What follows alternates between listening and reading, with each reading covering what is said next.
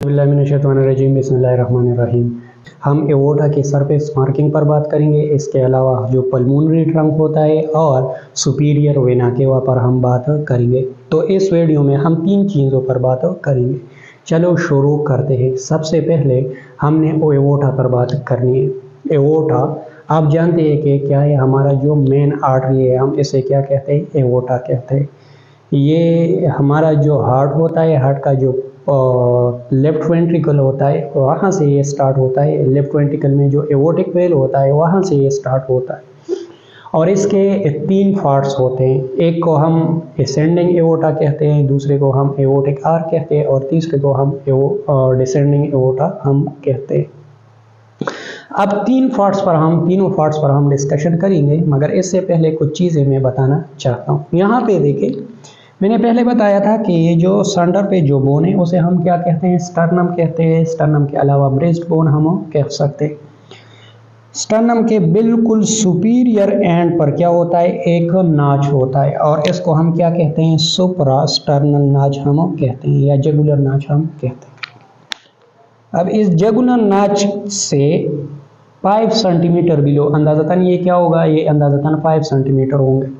5 centimetre below क्या होगा, आपका होगा मिनिब्रियो स्टर्नल जॉइंट होगा। यानी इस लाइन से ऊपर क्या होगा, मिनिब्रियम होगा और इस लाइन से नीचे बॉडी ऑफ स्टर्नम होगा।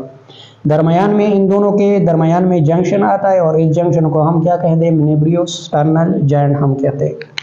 आप जानते हैं कि मिनिब्रियो स्टर्नल जॉइंट के दोनों साइड्स पर क्या होते हैं, एंगल ऑफ ल्यूयस होता है या स्टर्नल एंगल कहते हैं। और इसी तरह लेफ्ट साइड पर भी एक स्टर्नल एंगल होता है। आप ये भी जानते हैं कि ये जो स्टर्नल एंगल होता है उसके साथ क्या अटैच होते हैं, हमारा जो सेकंड कास्टल कार्टिलेज है वो अटैच होता है। और इसी तरह लेफ्ट साइड पर भी सेकंड कास्टल कार्टिलेज होता है। बाकी का हिस्सा क्या है, हमारा स्टर्नम बॉडी है और नीचे वाले हिस्से को हम क्या कहते हैं, ज़िफाइड प्रोसेस हम कहते हैं। अब हमने एओर्टा को, और एक चीज़ और आपने याद रखनी, ये जो स्टर्नल नाच है उसे हम इंट्राक्लिविकुलर नाच भी कह सकते हैं। क्यों इंट्राक्लिविकुलर नाच कहते हैं, क्योंकि इसके एक साइड पर आपका ये एक क्लिविकल बोन हो गया और ये हो गया आपका लेफ्ट क्लिविकल बोन हो गया। तो दोनों क्लिविकल के दरमियान में आता है, तो इसी वजह से हम इंट्राक्लिविकुलर नाच कह सकते हैं।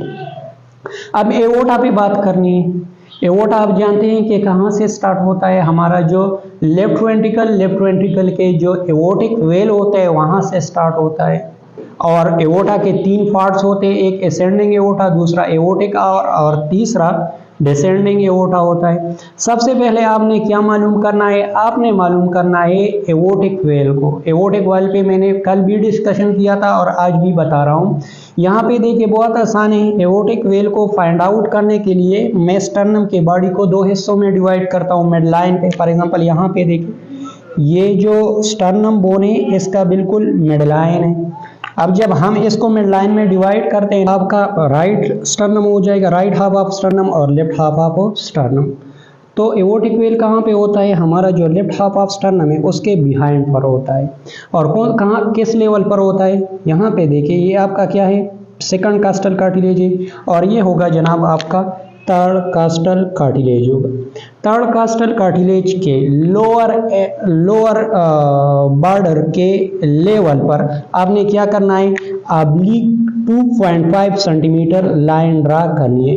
तो ये क्या होगा आपका, मैं एक बार फिर रिपीट कर रहा हूँ, लेफ्ट साइड के थर्ड कास्टल कार्टिलेज के इंफीरियर बॉर्डर के लेवल पर आपने क्या करना है, आपने 2.5 सेंटीमीटर लाइन ड्रा करनी। तो ये होगा जनाब आपका एओर्टिक वेल। अब आपने क्या करना है, अब इस एओर्टिक वेल के साथ आपने जस्ट 2 फिर लाइन ड्रा करनी है और वो लाइन ऑब्लिक होंगे, दूसरा अपवर्ड जाएंगे और तीसरा आपका जो मिनिब्रियो स्टर्नल जॉइंट है उसका जो राइट पार्ट है वहां तक ये जाएंगे। तो ये होगा जनाब आपका असेंडिंग एओर्टा। इसके बाद हमने क्या करना है, एओर्टिक आर्क बनानी है। तो बहुत आसान है, मगर इसके लिए मैं क्या करता हूँ कि जो मिनीब्रियम स्टर्नाई है, इसको मैं दो पार्ट्स में डिवाइड करता हूँ सेंटर पर। तो क्या होगा, एक अपर हाफ होगा, दूसरा क्या होगा, लोअर हाफ होगा। अब ये जो दो लाइंस है ना, आर्क की शक्ल में आपने एक्सटेंड करना है। अब यहाँ पे देखिए बहुत आसान है, ये जो टू पैरेलल लाइन है हमने लेकर आना है कहाँ तक, हमने लेकर आना है इस लेफ्ट स्टर्नल एंगल तक हमने लेकर आना है।